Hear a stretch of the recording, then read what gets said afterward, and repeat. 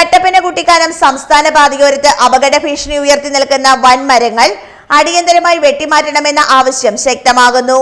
ഏലപ്പാറ മേഖലയിലും പരിസര പ്രദേശങ്ങളിലുമാണ് പാതയോരത്തെ കൂറ്റൻ മരങ്ങൾ യാത്രക്കാരുടെയും പ്രദേശവാസികളുടെയും ജീവന് ഭീഷണിയായി നിലകൊള്ളുന്നത്. മേമലയിലെ ഓട്ടോറിക്ഷ സ്റ്റാൻഡിന്റെ മുകൾ വശത്തായി നിൽക്കുന്ന വലിയ മുരിക്കുമരമാണ് ഏത് നിമിഷവും നിലംപതിക്കാവുന്ന അവസ്ഥയിലുള്ളത്.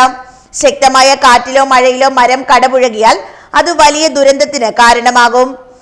ഈ മരത്തിന്റെ ചുവട്ടിലെ മണ്ണെല്ലാം പൂർണ്ണമായും ഒലിച്ചുപോയ നിലയിലാണ്.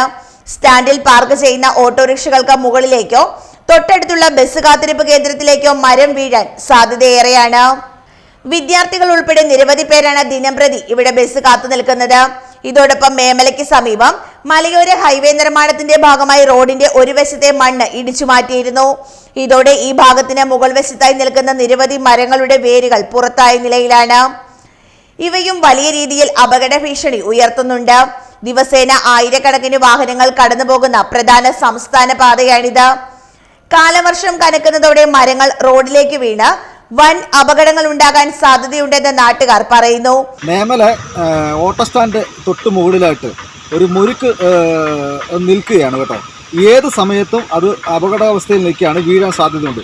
അഥവാ വീഴുകയാണെങ്കിൽ ഓട്ടോയുടെ മേളിലും അതുപോലെ ലൈൻ കമ്പിയുടെ മേളിലും വീഴുവാനാണ് സാധ്യത. അതായത് ഓട്ടോക്കാരുടെ അന്നം മുട്ടുവാൻ സാധ്യതയുണ്ട്. അതുപോലെ തന്നെ നമ്മുടെ തൊട്ട് താഴെ മേമലയിൽ ഏലപ്പാറയ്ക്ക് തൊട്ട് താഴെയായിട്ട് കാണപ്പെടുന്ന പത്രോസോളം ഉണ്ട്.